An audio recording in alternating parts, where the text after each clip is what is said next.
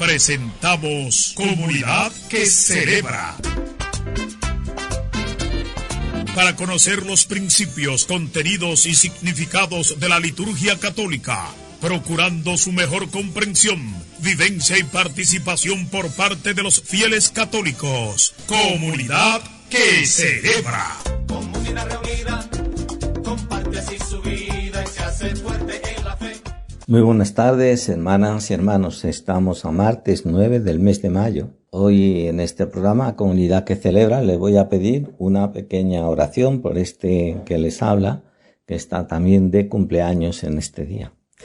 Vamos a continuar hablando sobre la teología del Vaticano II, sobre la liturgia, porque, como digo, no solamente podemos centrarnos en las cosas sencillas de la liturgia, sino también profundizar para beber esas aguas más profundas, más ricas de la gracia de Dios que nos derrama en cada celebración, en cada Eucaristía. Por eso hoy vamos a hablar de la necesidad del sacerdocio ministerial para poder ejercer el sacerdocio espiritual. Sabemos que la Eucaristía no es un simple acto sacramental, ni un teatro, ni una catequesis dramática de la entraña de la vida cristiana. Y por eso Jesús instituyó el sacerdocio ministerial, encomendado a los apóstoles. Les encomendó celebrar la Eucaristía.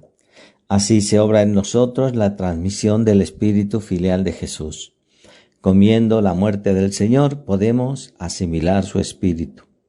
El sacerdocio ministerial se ordena al sacerdocio espiritual, que es universal y permanente.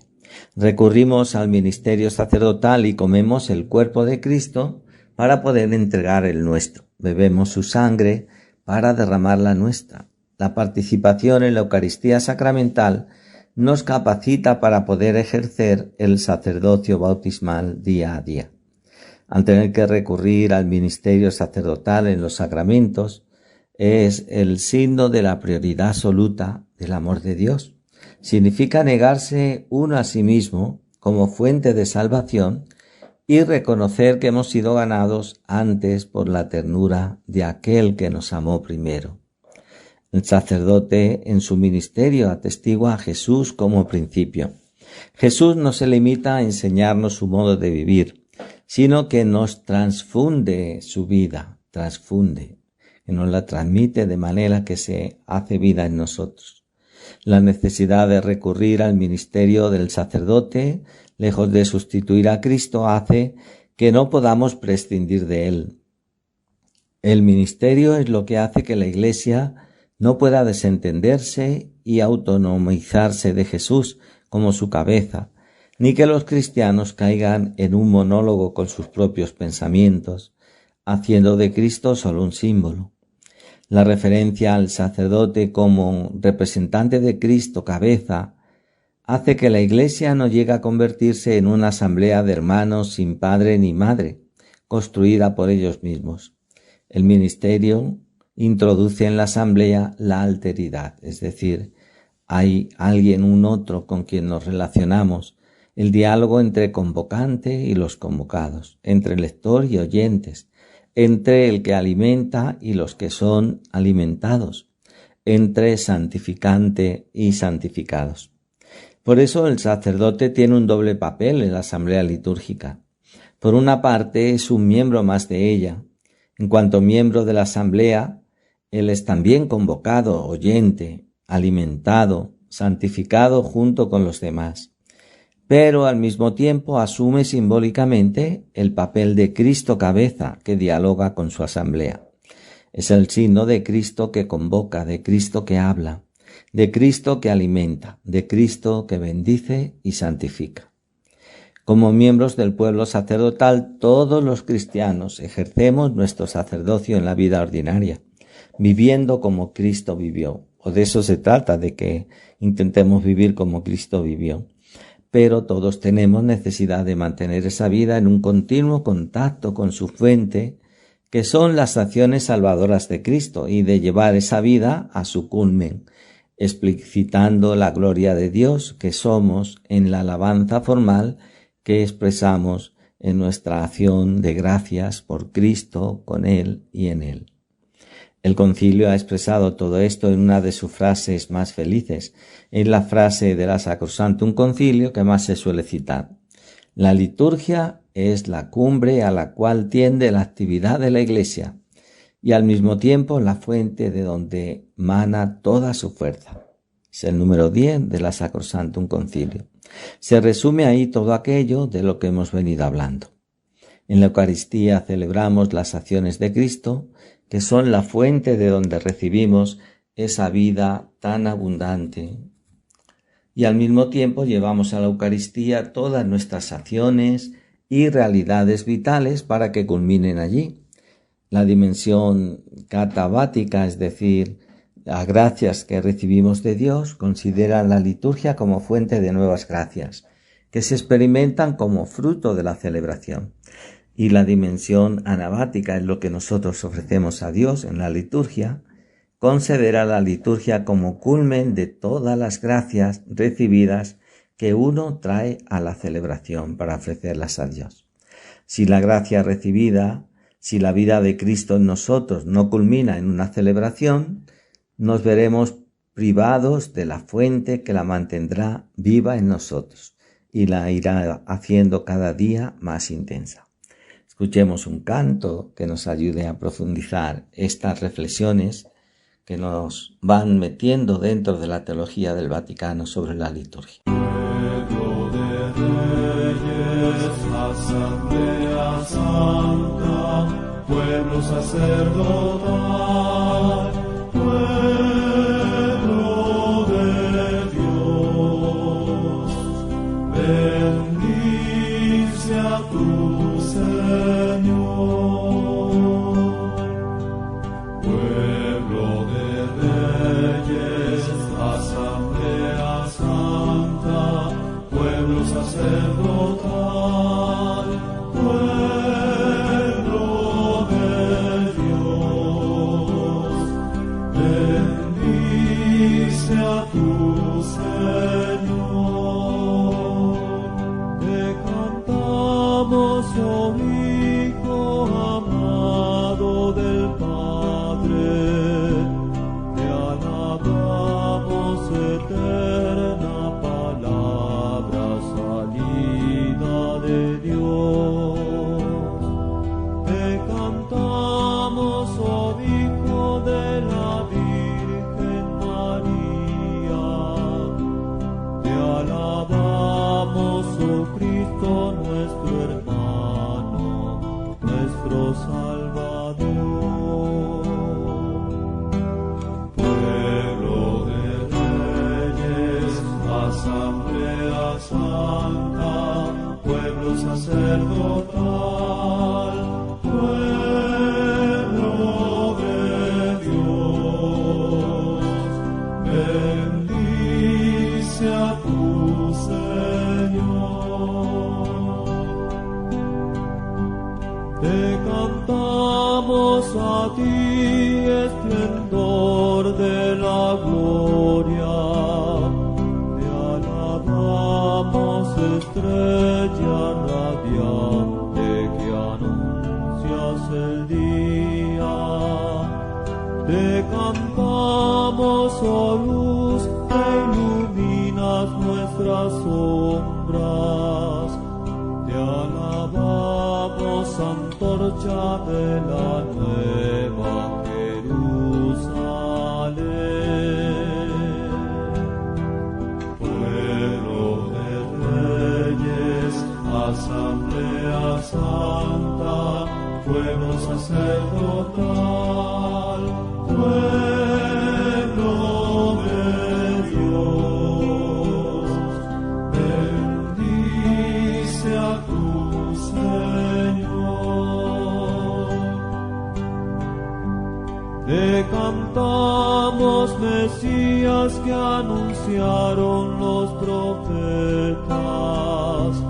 Te alabamos, oh Hijo de Abraham, Hijo de David. Te cantamos, Mesías, esperado por los pobres. Te alabamos, oh Cristo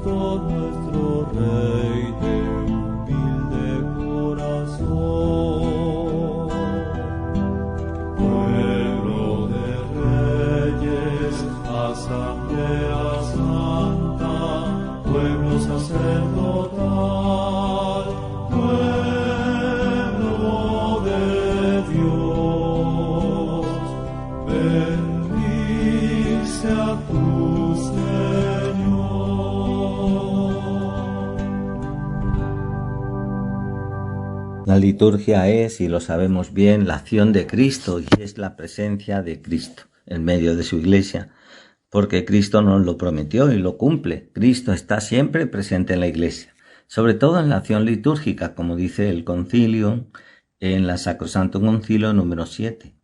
Está presente en el sacrificio de la misa, sea en la persona del ministro, ofreciéndose ahora por el ministerio de los sacerdotes, sobre todo bajo las especies eucarísticas. Está presente con su fuerza en los sacramentos, porque cuando alguien bautiza es Cristo quien bautiza. Está presente en su palabra, pues cuando se lee en la Iglesia la Sagrada Escritura es Él quien habla.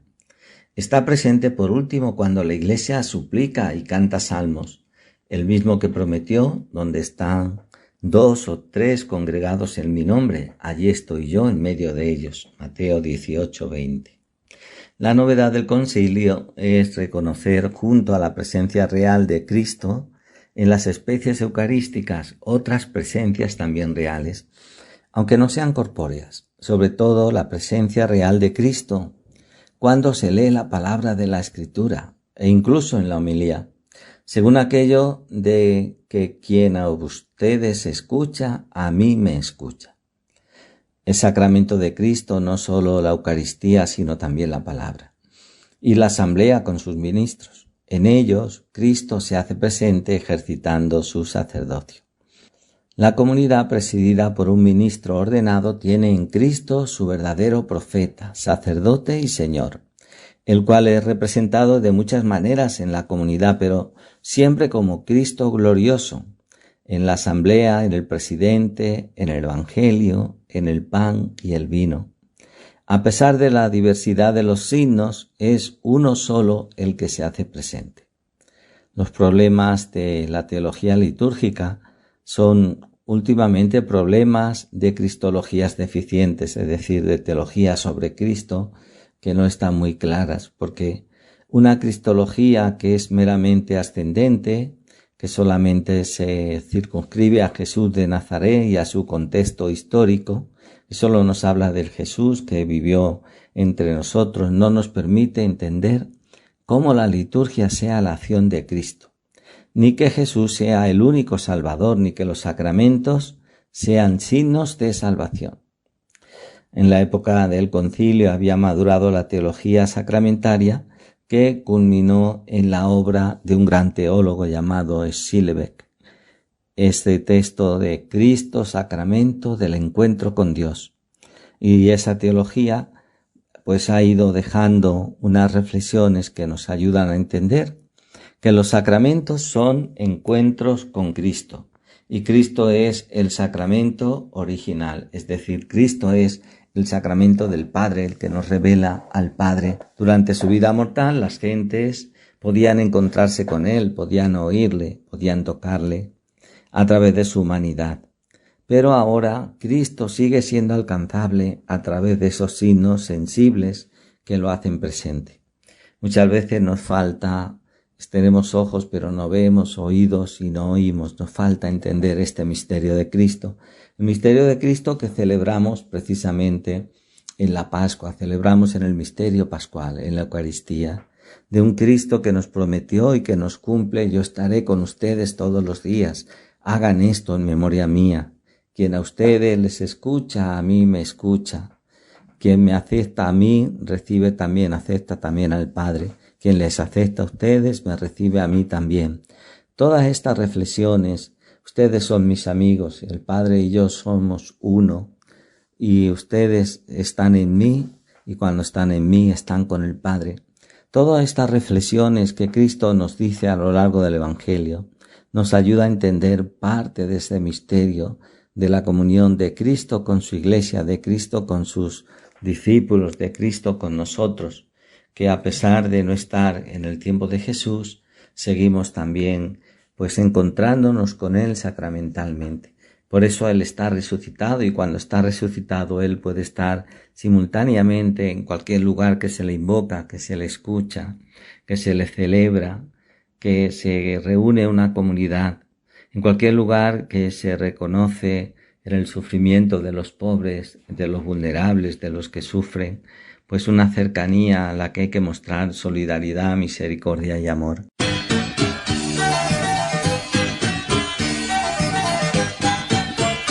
Iglesia soy, y tú también. En el bautismo renacimos a una vida singular y al confirmar hoy nuestra fe, lo proclamamos compartiendo el mismo pan. No vayas triste en soledad, ven con nosotros y verás a los hermanos caminando en el amor. Ven con nosotros y serás en la familia un hijo más, iremos juntos caminando en el amor.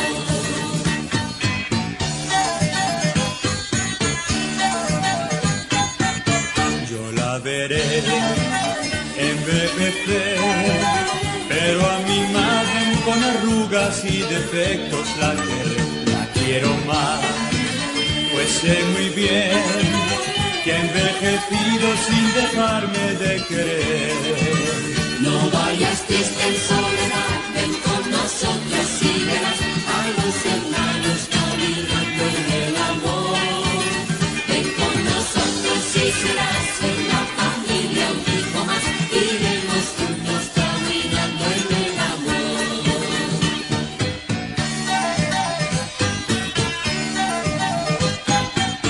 La iglesia es tan maternal que me ha engendrado, me alimenta y acompaña sin cesar. La iglesia es tan maternal que nunca duda en abrazarme y perdonar. No vayas triste en soledad, ven con nosotros y verás a los hermanos caminando en el amor. Ven con nosotros y serás en la familia un hijo más, iremos juntos caminando en el amor.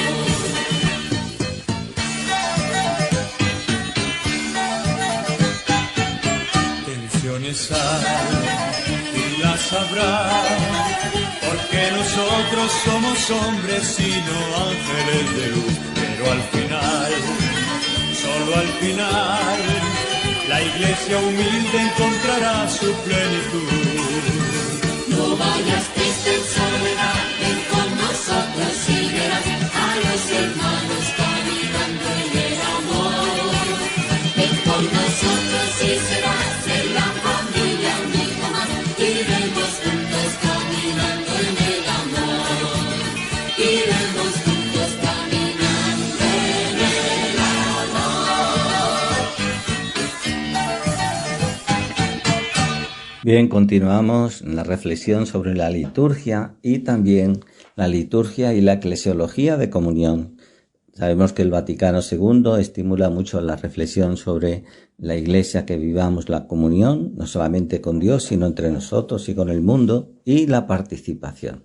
La participación también en el ministerio, que somos un pueblo sacerdotal, en el ministerio evangelizador, en el ministerio de la solidaridad. En el documento sobre la liturgia, Sacrosanctum Concilium, podemos encontrar ya en germen esta eclesiología de la Lumen Gentium, de la luz de las gentes. La acción de la Iglesia en la liturgia viene expresada conforme a la eclesiología de comunión. Ahí está la raíz de la importancia de la asamblea como un sujeto celebrante. El Vaticano II ha subrayado que es toda la asamblea la que celebra. El presidente no está ni fuera de ella ni encima de ella. Es dentro de su función específica, dentro de la asamblea, cómo toma parte de la celebración.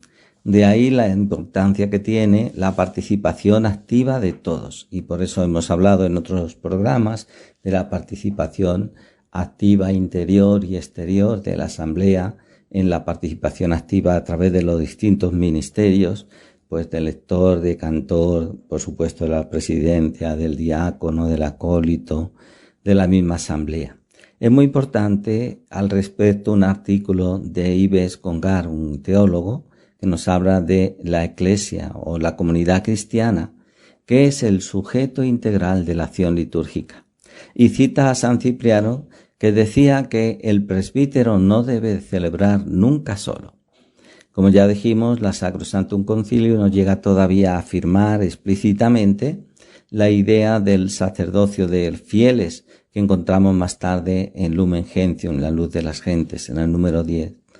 Esta enseñanza sobre el sacerdocio de los fieles se repite en el capítulo 4 sobre los laicos, Lumen Gentium 36, y lo repite otro documento, Apostolica Actuositatem, en el cual el sacerdocio común es el fundamento del apostolado de los laicos. Los cristianos seglares obtienen el derecho y la obligación del apostolado por su unión con Cristo cabeza, ya que insertos en el bautismo, en el cuerpo místico de Cristo, robustecidos por la confirmación en la fortaleza del Espíritu Santo, son destinados al apostolado por el mismo Señor. Son consagrados como sacerdocio real y gente santa para ofrecer hostias espirituales por medio de todas sus obras y para dar testimonio de Cristo en todas las partes del mundo. Y la caridad, que es el alma de todo apostolado, se comunica y mantiene con los sacramentos, sobre todo con la Eucaristía. La atención recae sobre la realidad profunda de la Iglesia, que es la vida divina que Cristo comunica a su pueblo. Todos los elementos institucionales, todo lo jurídico y disciplinar debe subordinarse a esa realidad invisible y misteriosa de la Iglesia. La institucionalización existe solo como un medio y un servicio. Por eso, el concilio, en lugar de hablar de la liturgia como algo que realizan los ministros, se refiere a ella como una actividad del pueblo santo de Dios, reunido y organizado. Sacrosanctum Concilio 26, lo cual implica una referencia primaria a la comunidad. Y ese enfoque litúrgico corresponde a la concepción de la Iglesia como pueblo de Dios, cuerpo de Cristo y sacramento universal de la redención. Con esto se da carpetazo a la concepción jurídico-institucional de la Iglesia. Es decir, que en la Iglesia todos estamos unidos a Cristo y todos representamos a Cristo y todos hacemos presente a Cristo con nuestra fe, con nuestra evangelización, con nuestra misión, con nuestra celebración, con el ejercicio de la caridad. Todo esto que estamos hablando, vuelvo a insistir, que es algo profundo, pero que tenemos que intentar entenderlo. Porque si no, nuestra Eucaristía se convierte en un teatro más o menos divertido, en una celebración donde escuchamos al sacerdote o al coro, donde participamos como un cumplimiento dominical, pero sin embargo no se convierte en esa verdadera recepción de las gracias de Dios, ni en esa verdadero ofrenda y encuentro del cristiano con Cristo a través de su palabra, a través de las ofrendas, a través de las acciones de gracias, a través del cuerpo y de la sangre de Cristo, a través de todas esas bendiciones y gracias de Dios que se nos derraman en la Eucaristía. Les deseo a todos ustedes que sigan disfrutando de la Pascua, que sigan disfrutando de la presencia de Cristo resucitado, que es el que nos convoca en cada Eucaristía y se hace presente en cada Eucaristía. Estuvo con ustedes en esta tarde el Padre Antonio Fernández, deseando que el Señor les continúe bendiciendo a todos y cada uno de ustedes y especialmente también a todas sus familias.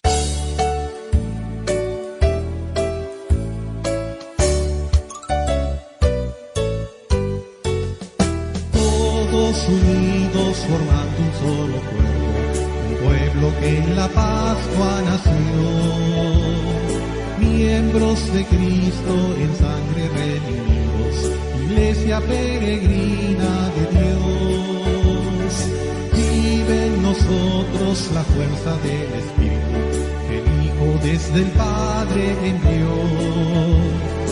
Él nos empuja, nos guía y alimenta, iglesia peregrina de Dios. Somos en la tierra semilla de otro reino, somos testimonio de amor. Paz para las guerras y luz entre las sombras, iglesia peregrina de Dios.